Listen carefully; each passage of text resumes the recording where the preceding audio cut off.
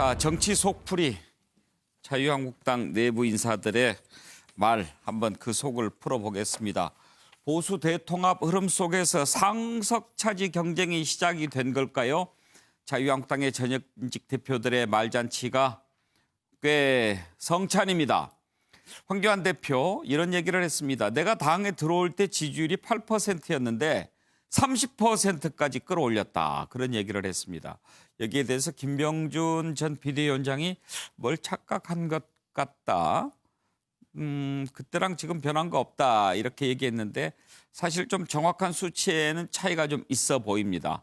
그렇다고 해서 또 이런 얘기를 가지고 다시 반박하고 이런 배경은 또 뭐가 있을까 한번 그 속을 들여다보고 싶고요. 자, 홍준표 전 대표 계속해서 중진들 험지 출마해달라 그런 얘기하는데 네가 가라 하와이, 나는 계속 고향에서 출마하겠다 그런 입장을 밝히고 있고요. 컷오프 얘기가 나옵니다. 지금 당내 경선을 하는데 컷오프 될 수도 있다 이런 얘기 자유한국당 내부에서 나오니까 홍준표 전 대표 그거는 정치 ABC도 모르는 사람이 하는 얘기다.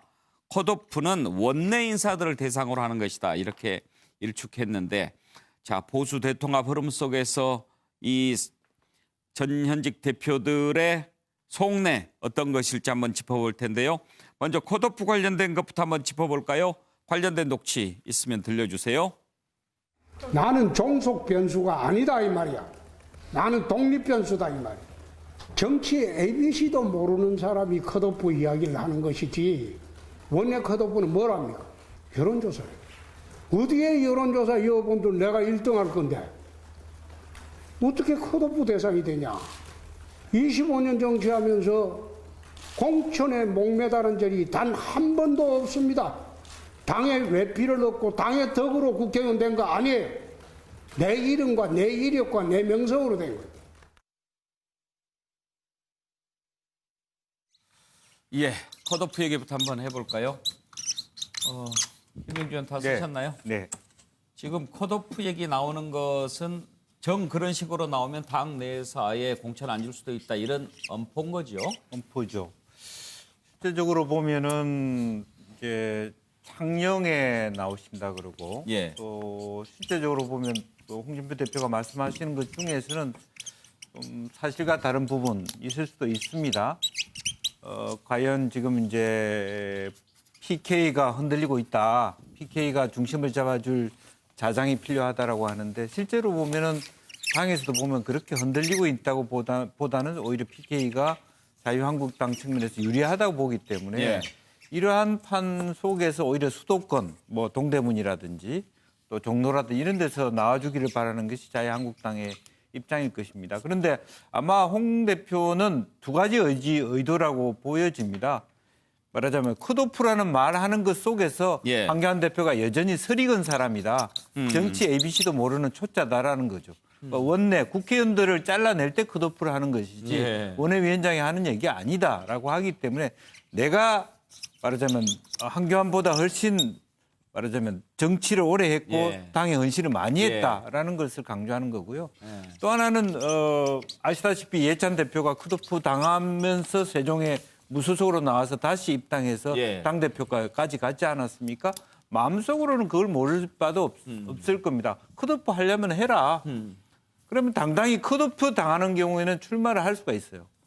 그렇죠. 경선에서는 지고 난 사람은 출마를 안 못하죠. 되죠. 이제 그런 면에서 마음속으로는 뭐 컷오프 좀 안 줄라는 좋다라고 바? 예. 그렇게 강수를 둘 가능성이 많다. 결과적으로는 말하자면 이러한 관점에서 봤을 때 나를 컷오프 시킬 수 없다라고 하는 결론에 이미 와 있는 거 아닌가 예. 그렇게 생각이 듭니다. 그러니까 공천을 안 주더라도 나는 무소속으로 출마할 거고 어찌 됐든 수도권 험지 살아서 올라가서 생각은 없다. 네. PK, 네. 창녕, 밀양에서 그리고 출마하겠다. 뭐 PK라도 내가 다독여서 예. 어쨌든 그 전체적으로 한석이라도 당에 보태는 그런 기여하는 것이 현재로서는 중요하다. 예. 그게 판세의 분석인 것 같습니다. 근데 서정욱 변호사, 컷오프 얘기가 나왔다는 그 자체가 좀 의미가 있어 보여요. 당 내에 그런 분위기가 있나 보죠? 당연하죠. 그게 압도적인 저는 분위기로 알고 있고요. 결국 이게 컷오프 하는데요. 원내든 원외든 그게 뭐가 중요합니까? 내만 컷오프하고 원내는 하지 말라는 게 없어요. 원외도 당의 방침과 반하면요. 얼마든지 컷오프 해가지고 경선의 기회도 줄 필요 없는 그게 당의 선당 후사 아닙니까? 따라서 저는 만약에 홍준표 전 대표가 끝까지 험지 안 가고 미랑 창녕 고집하면요. 바로 이게 컷오프 해야 된다 봐요. 그리고 이제 경선 기회도 주면 안 되고 그럼 공천 배제해야 돼요. 그럼 이게 본인이 탈당해서 무소속노가 되고 안 되고는 본인의 자유지만 당에서는 기강이 중요한 거예요. 왜? 홍준표 대표 혼자 있는 게 아니에요. 그 옆에 김태호 지사도 거창 합천 이 지역에 대권 주자가 있고요. 그 외에도 여러 오세훈, 김병준 여러 대권 주자가 있어요. 이분들이 누구는 따뜻한 안방 가고 누구는 이게 흠지 가면 당의 일관성이 없잖아요. 따라서 저는 홍준표 대표도 예외 없이 당의 방침에 따르지 않을 때는 공천 배제 그밖에 답이 없다. 이래 보고 그게 당의 분위기로 알고 있어요. 그래요. 예. 정은갑 실장. 지금 이제 공천 둘러싼 갈등은 총선에 대한 공천 전략도 있습니다만은 대선까지도 좀 염두에 둔 그런 갈등 구조로 이해가 됩니다. 그러니까 유력한 정치인들이죠. 홍준표 전 대표는 지난 대선 후보도 됐고, 그러니까 황교안 대표 입장에서는 굉장히 좀 부담스럽죠, 사실은. 근데 이 문제를 그러니까 홍준표 전 대표를 컷오프를 과연 어떻게 시킬 것인지 이것도 굉장히 고민일 거란 말이죠. 근데 오늘 기자들이 물었습니다. 홍준표 전 대표는 앞서 나와서 얘기했지만 나에 대해서 컷오프 기준이 도대체 뭐가 있느냐라는. 근데 황교안 대표는 변화가 있을 수 있다 이런 얘기를 했단 말이죠. 근데 당에서 어떤 고민을 할 텐데 결국에는 홍준표 전 대표의 저 길을 꺾지 못하면 다른 여러 유력 후보들, 그러니까 김병준 전 비대위원장도 그렇고 예를 들면 김태호 전 경남지사도 그렇고 과연 이 공천의 포지션을 어떻게 꾸려갈 수 있겠는가. 그러니까 황교안 대표의 중심의 어떤 공천 구도가 상당히 어려움이 있을 수 있다. 그 생각을 하고 있는 것 같습니다. 그런데 결국에 공천이라는 건 어떤 원칙을 갖고 해야 되는데 과연 그것을 한국당, 지금 황교안 대표 체제에서 견인해 나갈 수 있을 것인지 지금 여러 통합과 맞물려가지고 굉장히 좀 혼재돼 있거든요.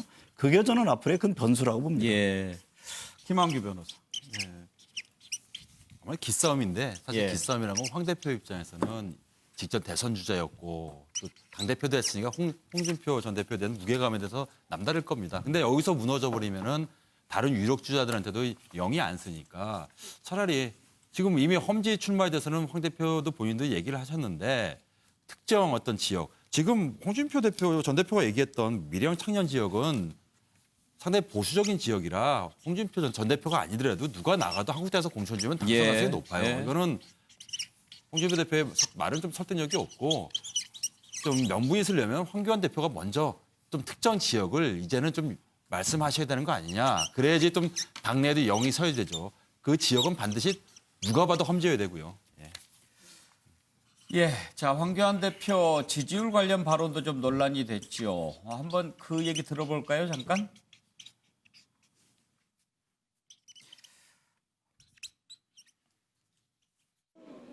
1년 전 1월 15일 날 제가 당에 들어왔어요.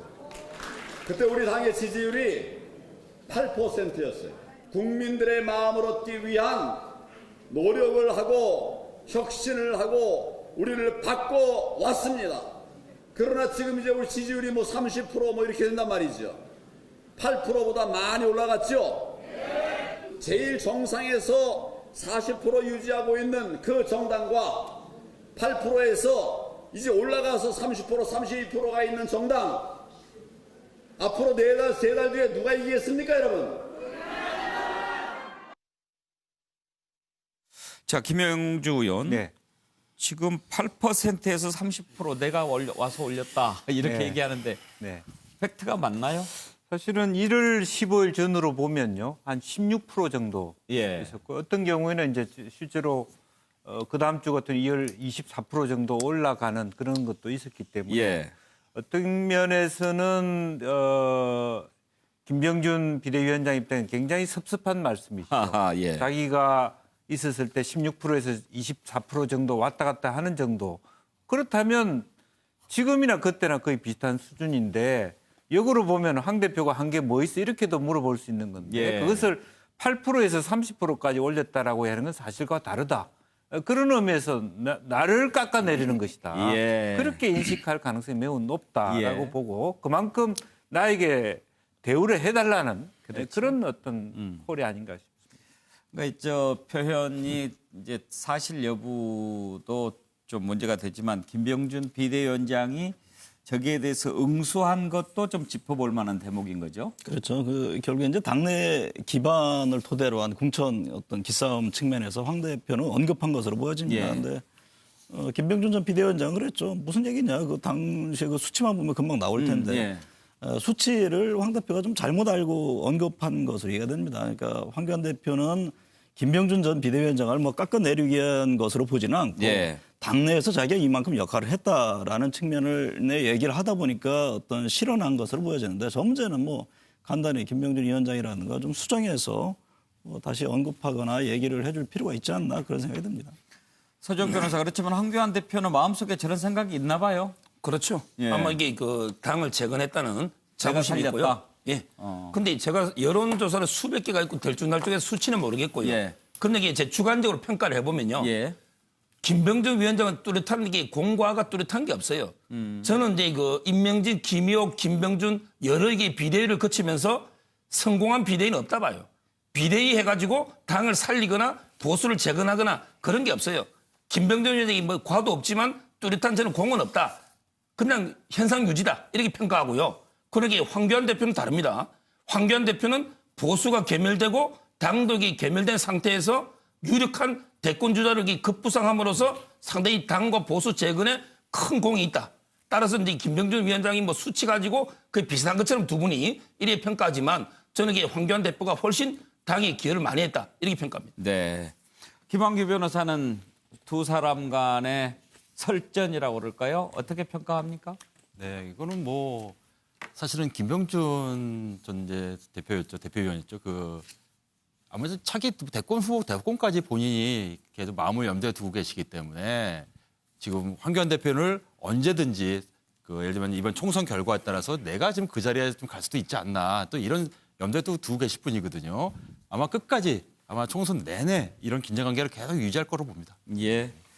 자, 또 세 사람이 펼쳐 나갈 싸움도 한번 볼 만한데요.